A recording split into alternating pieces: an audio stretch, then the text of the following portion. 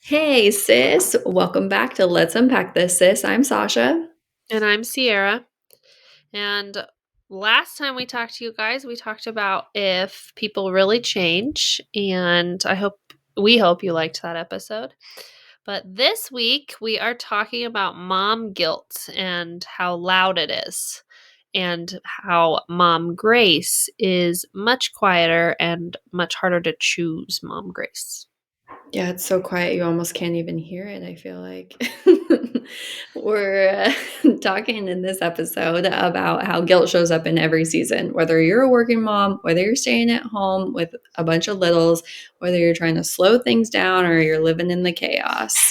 It's all normal. Before we move into our first segment, what is a mom win that you had today? Ooh, a mom win today. Um, okay. It was actually really fun. We were out, I was working out in the driveway, which is a mom win because I haven't been getting my workouts in. So just like jumping right in and working out in the garage. And we had all three of our kids out there. The littlest one was running, and then the middle one was scootering, and then the biggest one was riding his bike with his training wheels. And it was just like the perfect progression of like how, like going up. So that was pretty cool. What That's about you? cute. Um, I would say that I gave myself permission to be present today for a very brief moment. I am running on empty at this moment in my life. And I just feel, I mean, even after we record this podcast, I still am probably going to be up for a couple hours doing things. And and I'm a solo mom this evening. So then we weren't supposed to record this podcast. So it just adds to the list. And I was in the shower. I was taking a shower with my youngest, and she said, "Mom, can I take care of you?" And while I Oh. was and I said, "Yeah, what's that mean?" And she's like, "Hand me the soap. Sit down." And then she just rubbed soap on my back. And Oh. it was and then I just, in my body, like my body gets very anxious when I have so much to do, especially at bedtime of like, just go to bed, please just go to bed. I have so much to do. And I allowed myself to be present with my daughter in that moment. So I feel like that was a win and set me up for the rest of the night. Totally. Good job, mom. Thanks. I really just liked my back being rubbed. I know, seriously. My middle is so good about that. She'll like rub my face and stuff, and I'm just like, don't stop. It's so nice. Oh, no, my little girl is super into being a girl right now of like nails, hair, all the things. And she's like, Mom, I do your hair. And it's just, I mean, she'll rat it up, but she's just lightly touching me. And it's just calming. She knows how to calm my soul. Oh, yeah, she's a sweetie. She Well, should we get is. into our first segment? Yes. So let's talk about what we will be talking about in our segment of Define This.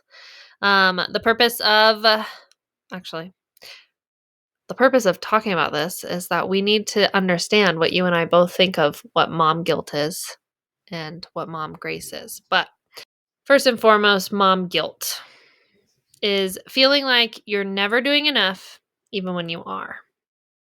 Do you Yeah. agree with that? Yeah, definitely. There's always something I feel else like you a could big be one. doing. Yeah, and I feel like we've talked about this a lot in our previous episodes about the stigma of social media and what it puts on us. And you see, this is like several times I've stopped watching social media is because you just compare. You Mhm. compare and what's that mom doing? What should I be doing? What's that mom doing? And then you feel guilty that you're not doing that, but you're not recognizing the things that you are doing. Mhm. And you could always, I feel like guilt is just you're always thinking there could be more. Um and you could have guilt over like the simplest things like working Mhm. or not working or needing a break or wanting more or wanting less or just like not being, I feel like mom guilt comes from a lot of just not being content with right now or being present. Yeah. And I think for me, something that's defining like mom guilt for me is just this across the board, just lack of support for moms in general. I don't think it's like I think we internalize it as mothers that it's a character flaw or something like that. But I think just systematically, there just isn't enough support for moms. So, Oh, 100%. I I yeah, I just think that motherhood is so sensitive that even if there is support, there's like you're feeling you'll either be judged or you are judging. And if if there's any support given, sometimes you take it defensively. Like I just feel like it's so sensitive and we just need to break that. yeah, totally. I also feel like mom guilt comes from being a human for the first time and not handling the situation the way like a first situation not handling it the way that you wanted it to. Like Hmm. I don't know. Sometimes I feel mom guilt for like not being compassionate enough or Hmm. Yeah, and I like think, like you handling said, it. especially in social media when it's like everything is like a script or like, "This is how you coulda handled this situation. Your kid doing this, you should do this," and then you're just like, "Did I handle that right? Did I traumatize my kid?" But newsflash, we are all traumatizing our kids to some degree. Well, is it trauma or is it drama, right, from our last episode, but previous They can episode, figure that but out in therapy later. yeah, exactly. Like, maybe not traumatizing them, but, like, we aren't perfect, and I don't think they need us to be perfect, but that's hard to remember in the moment when you are just trying to do your Yeah. best. And there's not a lot of, gratitude, or you feel like you're not seen in the little moments. So that's why mom grace is important and meeting yourself where you're at without punishment, without expectation. And I think mom grace to me is just acknowledging that even comparing yourself to like a different version of mom. Sometimes I think that is what's really hard for me is I'm like when you're going through a phase, right? The type of mom that I was when I was working versus the mom that I am now staying home, or the type of mom I am when I'm really well supported and rested and my cup is full versus the mom that I am when I'm not. And just giving myself grace and being like, you can try that again. You can try that again. So Mhm. I think allowing it to be an imperfect day where you made mistakes without spiraling into, I'm a terrible mom, my kids deserve so much better, and those kinds of things, and just being like, chin up, buttercup, and try again tomorrow. I agree with that. I feel that yeah, I just feel like grace is so hard to give to ourselves. Like I feel like it's a lot easier to give grace to fellow moms Mm, and especially if you've been through what someone else is going through, but I feel like we're much harder on ourselves and giving yourself graces. So we also need to break that. well, and I think it's easier for me to, like, see somebody else and be like, "Oh my gosh, you're doing so many things," or, "Wow, your kid is so lucky to have Yeah. you," because, like, I want you to be my mom, or whatever. Yeah. But when you're just looking at your own self, you're your own toughest critic for sure. Well, and you live with yourself all the time. So when you see these moms that are rock stars, you're seeing a glimpse of it. You're not Mhm. seeing everything. And Mhm. so you need to give yourself grace in those tiny moments Yep. also. Yes. Well, All shall right, we so move into move. let's move into opposite lenses, how guilt shows up differently. Sierra, go ahead and give us Yeah. your hustle working mom point of view. Ugh. My biggest guilt, where my guilt comes from is being a working mom. Mm, And on top of that, just feeling like I'm not physically present enough because when we are home, when we are together, like we are go go go, and my time with them is also my time to do chores and to catch up because I'm not home all day to do said chores.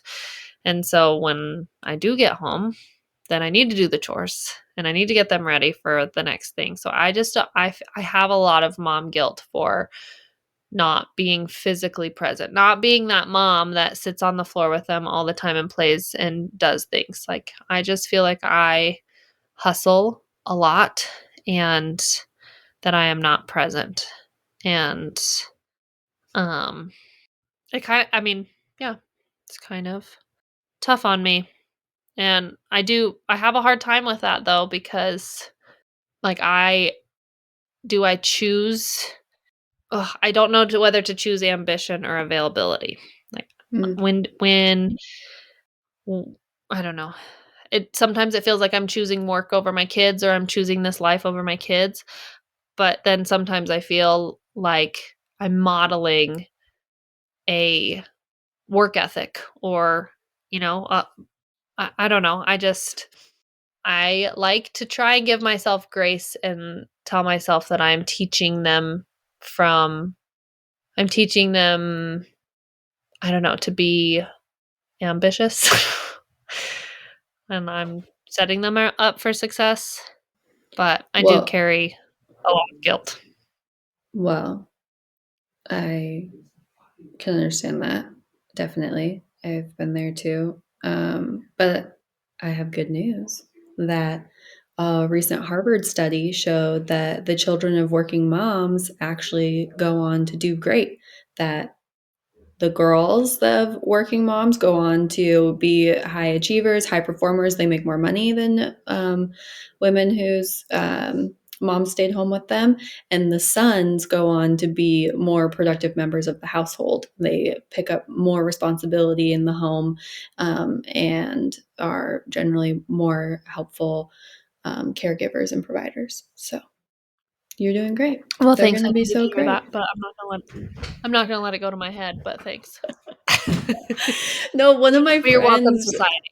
yeah, one of my friends who is a working mom, nurse practitioner, and her calling in life, and she is so good at what she does. She's an incredible provider. So like her services that she's providing is just like invaluable to her patients and the community and all of those kinds of things. And it really fills her cup. And she says up and down the whole time I've known her that her working makes her a better mom, and having that space Yeah. and also having other people care for her kids who, having more people to love on your kids is not a bad thing. Um, No, and and I agree with that. So yeah, she posted that and was just saying, it's really hard, especially this time of the year when you're missing holiday parties or you're getting home and it's dark outside already after work. So it can feel a lot heavier right now. But so she posted that, somebody else reading that study. And I was just like, wow, that is really cool to hear because it is hard, Yeah. especially, I mean, I'm home right now, but I will not be home forever. I will go back to work and, starting my own business and doing all that kind of stuff. So I will work more. And so it's just nice to hear that it's okay to work. It's okay. Yeah. I Mhm. do I that is nice to hear, but it still makes it hard, in the moments. Like especially right now with the magical season of Christmas and holidays and Mhm. all the things and like trying to do it all is so exhausting for me, but then also like putting on a front so that my kids are still feeling the magic. Mhm. And um it was fun. I was having a conversation with someone the other day. My work Christmas party. So we only work 4 days a week. We work Monday through Thursday in our school district, but we work one Friday a month. Anyway, so tomorrow is Thursday and it's our last day of the semester before break. We do have to work on Friday, but no students, so it's a whole different ballgame. But we voted on when we wanted our Christmas party. And as a staff, and I voted it was either the Thursday before break or there were two other dates in January. In my personal opinion, and other people have different opinions. The person I was actually talking to felt differently, and so it was fun talking about it. And I said, I want to be done. Like I want to be done with school. I want it to be on the Thursday of break. I would rather stay late that last day, be with all my school friends because the second I walk out that door, all my attention is going to my kids. Like Mm. all like no more anybody else. It is just Mm. my kids and my family, and I don't wanna have to, like, thinking of, "Okay, well, what are we gonna do in" I just wanna be done. Like, once Christmas is here, it's so anyways, I try to give myself grace in the sense of, like, planning when I can be present, but, um, that's all I can do right now. I mean, Mhm. this is just I mean, and that's where I feel like I do have to give myself more grace is that, like, I'm doing the best that I can with what I have, and not working is not an option, and so my kids will I will either traumatize them or they will be very good citizens in society. I mean, look at us, like, our 50/50. parents worked, like, our mom worked the whole time. We were daycare kids, like, so we turned out just fine, and I never would, like, look back and be like, "Why didn't you stay home with us?" Like, I don't even remember mom playing with us, and that's the thing that gets me staying home is that I feel like I have to always be engaging with my kids, like, I should always be playing with them, I should always be and I feel better when I am doing things alongside them, but I'm doing what I wanna do or what needs to be done, chores, like, all of that stuff, and Yeah, I feel like it's easy to fall into this thing at home when you're home all the time of, like, "I should be cleaning, I should be doing this, like, I'm not working, so all these chores should be done, but the kids are still here and they need my attention," and all of that, so yeah. those things just really add up. And then, yeah, I mean, I still fall through the cracks with stuff at school. Oh my gosh, this week.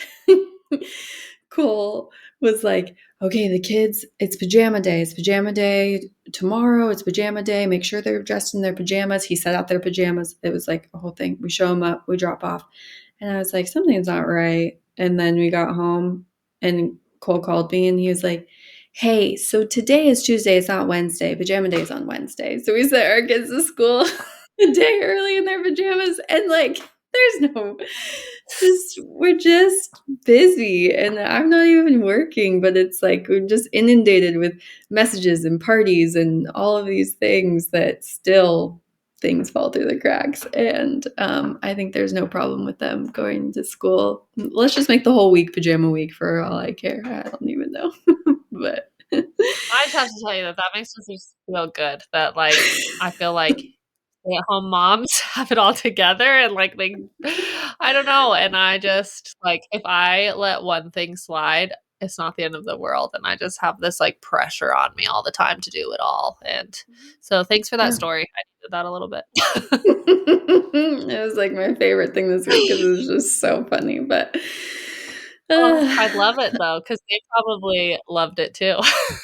yeah, but yeah, I think that the hardest thing for me is just like sometimes it feels to me staying home is just like mind numbing. Just like and I love my kids. I want to be present with them. I want to be around them. They're awesome kids, but I do not want to play pirates and whatever. I don't want to be on the ground like you know, make believe stuff is really hard for me for whatever reason. Same.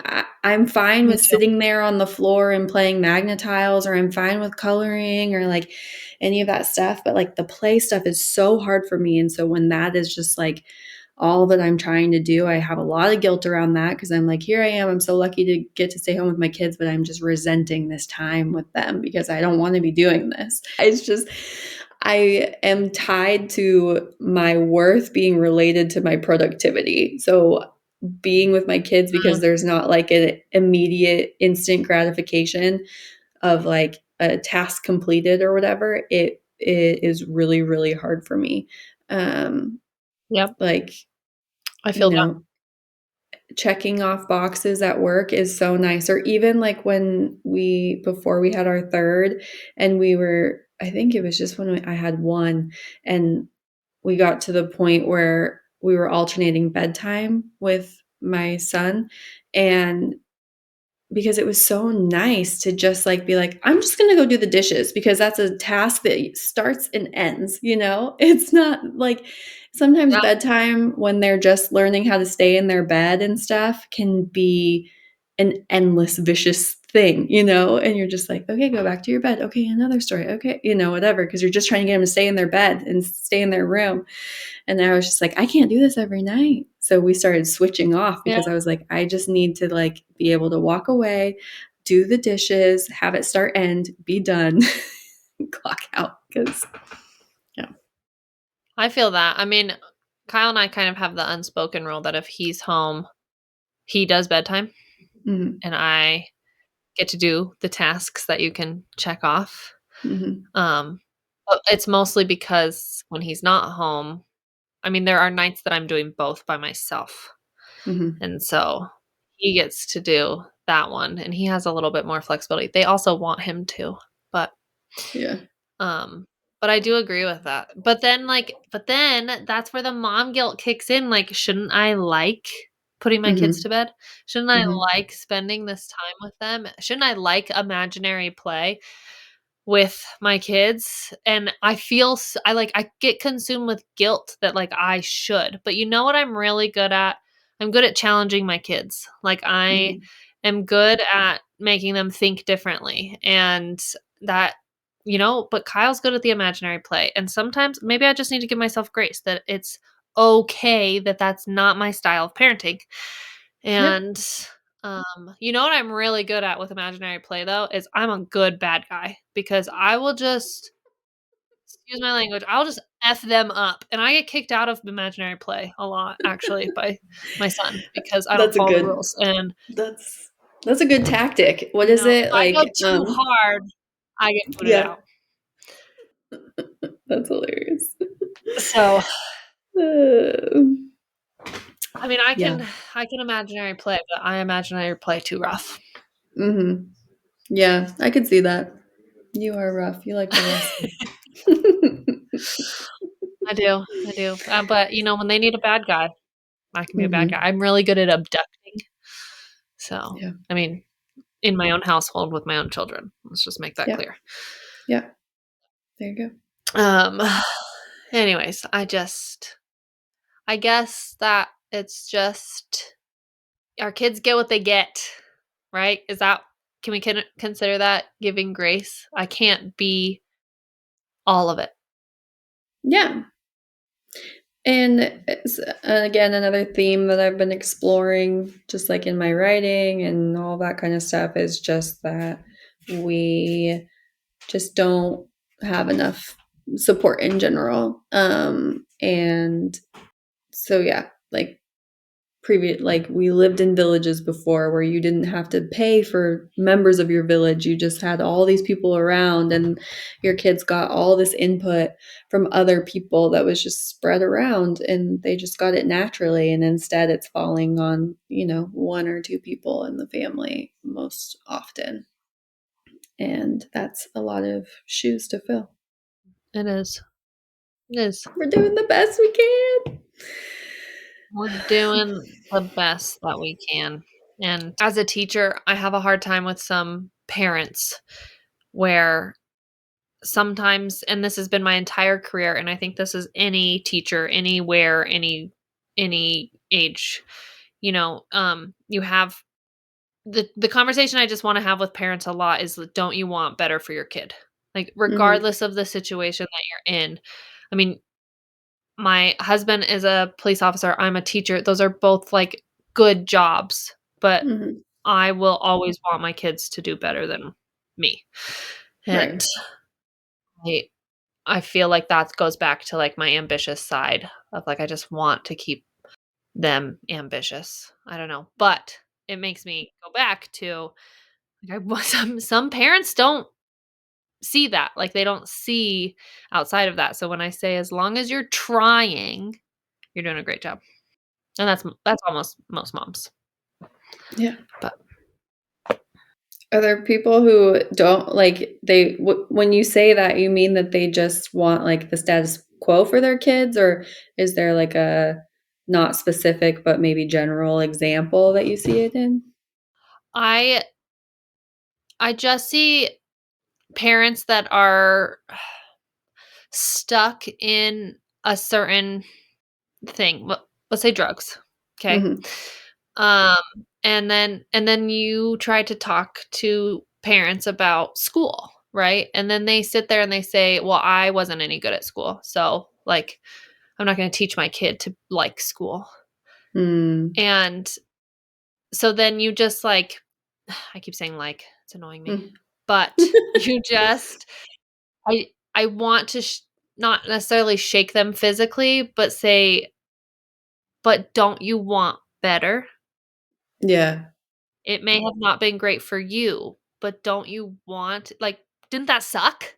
Don't you Mhm. want that not to suck for your" and there have been times when I wanted these words to come out of my mouth Mhm. of, you know, think of a bigger picture or think of your child, and I think that a lot of my mom guilt comes from that perspective of, like, not being present and always thinking bigger, like, "Am I doing this right? Am I doing this for the right reasons? Mm. Am I what am I instilling in my children?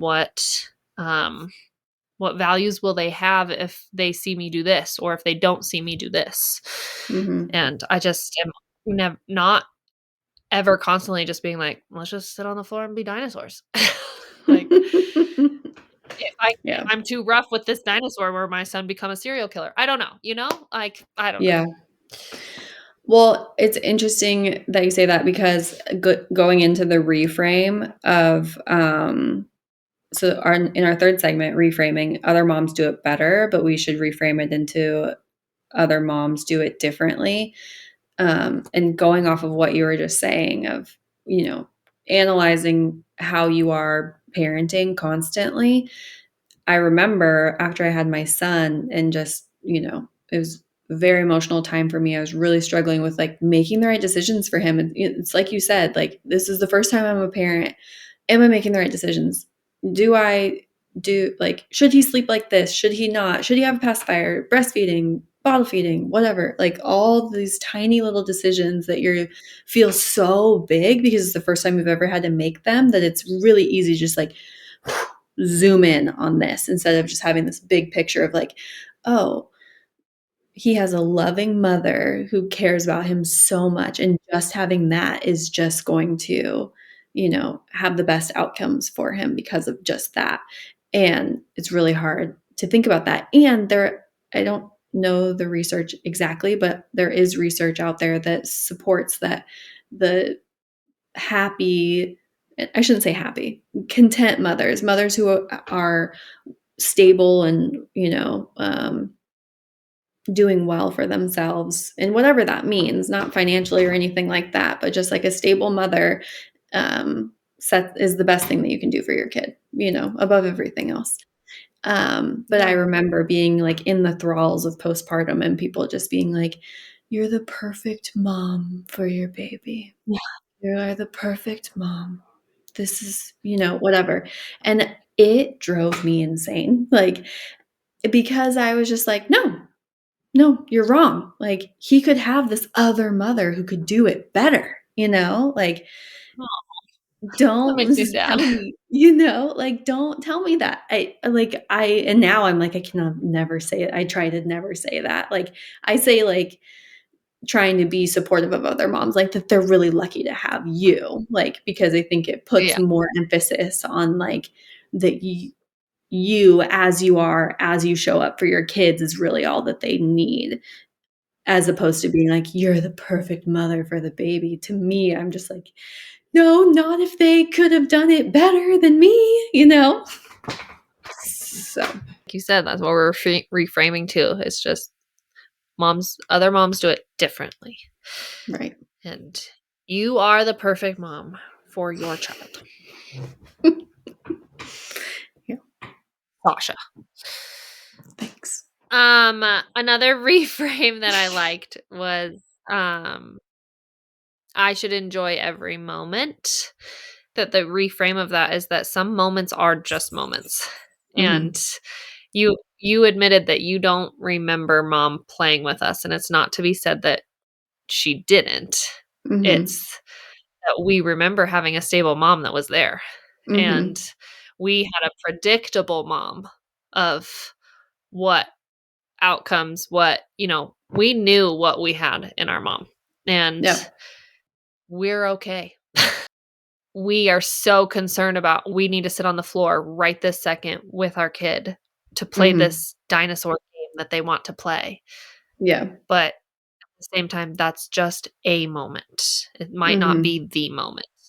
And I think it's so hard now. I think about it a lot. Like, I wanna have my phone with me all the time because, with my youngest, just, like, she's gonna be 2 and then 3 and then 4, like, in the blink of an eye, and I already know that because it's already happened with the other 2, so I feel like I have my phone with me all the time because I just wanna take all these pictures of her because I'm like, "I'm not gonna remember. I'm not gonna remember this." Or, Yeah. like, right now, the way that she walks around the house and is like, "Mama, mama," and it's just, Oh, like, the sweetest little voice, and I'm just, like, can't get my phone out fast enough to, like, record it, to save it, you know? So, yeah. it's really, really hard to yeah, like, it's just a moment, it's just a beautiful moment, like, it doesn't have to be in a reel on Instagram or, like, Yeah. any of those things. It's just a moment. Our mom guilt comes from that we think that those moments are bigger to them. And like I think a lot of mom guilt comes from the perspective of what are they learning? What are they seeing? What are they doing? Yeah. Um, and your emotions coming up right now are from how you're feeling like you're like that's your baby. And, you know, Yes. Yeah. And she's just running around trying to get they're, into something. yeah, in her mind, she's like, Mom, where are you? Mom. She Yeah. like in her mind, she's saying it not so cute. Yes, exactly. Yes. But uh but I mean, I I bet every mom listening right now or dad feels what you're feeling. Yeah, In it's the crazy. beginning of the this season, we said who would cry first on our podcast, and we were wrong. No, you cried. You've already cried. I I'm haven't pretty sure cried you cried on camera. first. Oh, Nope, okay, I've okay. always cried before we started recording, and then I stopped before recording. So, This is why we shouldn't um record late at night when I'm tired. I'm really, taking this moment for myself, though, so You should. You should be proud. You won. I I owe am. you Thank something. you. Yeah, I want a cake that has shooting butterflies out of it. Yeah, you got it. Because that's what you gave me. And it's my turn to pay it Uh, back. no, it was I think that this episode actually was very healing for me, and I hope that it was healing for others as well, because even though I was facetious in my "I love that you sent your kids to school in pajamas on the wrong day," it just made me feel validated that mm, even though, Sasha, you look like you have it all together, you just told me you didn't, and, um, it just made me No. feel like I don't have to have it all together all the time either, and that no one Yeah. does. Yeah, if the stay-at-home mom can't keep the pajama days straight, how are you supposed to keep the pajama days straight if you're working full time? Like, Okay, just but to be drop that. fair, I do think that stay-at-home moms have it worse because I do and this is me, and maybe it's my ADHD, I don't know, but the busier I am, the more productive I am. When Oh, I'm, I was like, gonna say that earlier. Same. in the summertime, when I am home with the kids, like, tasks will go weeks without getting done, but I just am in that such a hustle mode that things are have to get done or they won't get done. Mhm. Where and someone said to me the other day, because I don't know if I told you, but I'm taking on more things in other areas of my life. I know, call me crazy. Yeah. Um, and Sharon told me the other day, she said, busy people like hiring busy people, or like employers like hiring busy people because they know they'll get shit done. It's true. So I do think It's that true. stay-at-home moms, that you guys are rock stars. So Oh, thanks. good job, mom. Yep. All right, let's wrap this up. What are we talking about next week? It's our last episode. Next time we talk, it's our last episode, and we're gonna do something a little bit different. We're just gonna Yeah. talk to each other about our differences and the way we were brought up, and how these perspectives that we have gone, there are different perspectives and our different views on things, how we have grown up in the same household but are two very different people. Mhm. Well, I can't wait. So And this episode has been a little more melancholy than some of our other episodes, but has been very healing and just lovely. just a good chat. Um, but if you are still listening, give yourself grace today. hopefully, hopefully you can find a mom win somewhere, or some sort of win. Even if you're not a mom, find a win. Yeah, There's one there. there is. All right. Follow us on TikTok and Instagram. Listen to us on Zencaster and Spotify and YouTube. We'll see you next time. Thanks for listening. Bye.